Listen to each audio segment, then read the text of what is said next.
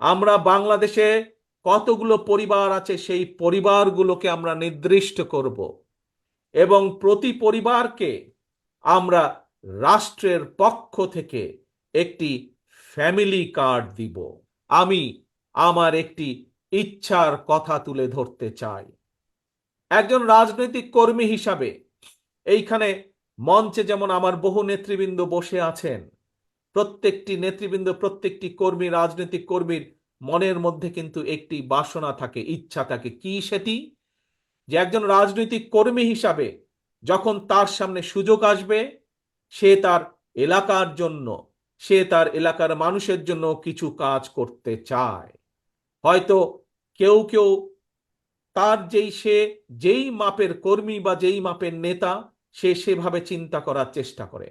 কেউ চায় তার এলাকার, সে যদি সুযোগ পায় তাহলে তার এলাকার একটি রাস্তা সে তৈরি করবে।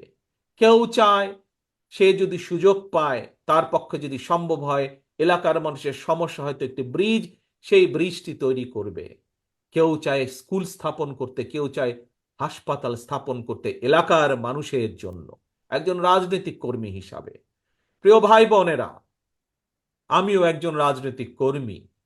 আমারও একটি ইচ্ছা আছে যে কোনোদিন যদি আল্লাহর রহমতে বাংলাদেশের মানুষের সমর্থনে আমাদের পক্ষে যদি সম্ভব হয় দেশের জন্য কাজ করার অতীতের মতন, দেশের মানুষের জন্য কাজ করার অতীতের মতন, তাহলে আগামী দিনে আমি একটি কাজ করতে চাই এই বাংলাদেশের মানুষের জন্য।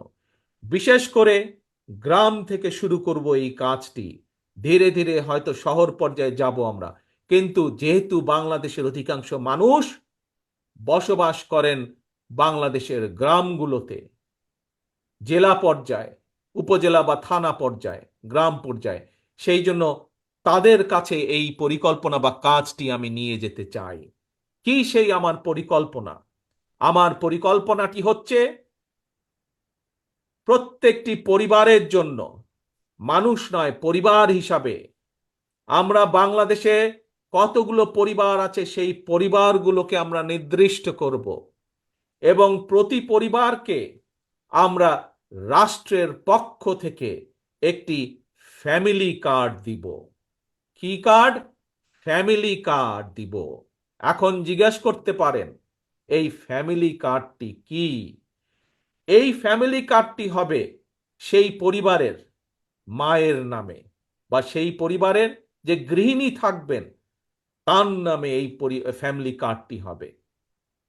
রাষ্ট্রের পক্ষ থেকে আমরা গ্রাম থেকে শুরু করে থানা, জেলা পর্যায় পর্যন্ত আমরা প্রত্যেকটি পরিবারকে চেষ্টা করব একটি পরিবারের মাসিক যে প্রয়োজনীয় খাদ্যদ্রব্য যেগুলো প্রয়োজন, তার মধ্যে কিছু সংখ্যক খাদ্যদ্রব্যের একটি নির্দিষ্ট পরিমাণ সহযোগিতা করার জন্য, যাতে করে প্রত্যেকটি পরিবারের উপরে,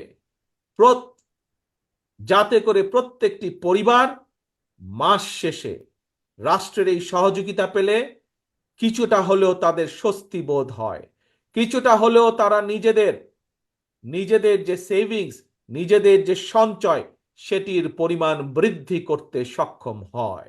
এবং তার ফলে এই সহযোগিতাটা যদি আমরা কয়েক বছর ধরে চালু রাখতে পারি, তাহলে আমি বিশ্বাস করি বাংলাদেশের গ্রামের পরিবারগুলো, গ্রামের মানুষগুলো সচ্ছলতার একটি পর্যায়ে উঠে আসতে সক্ষম হবেন।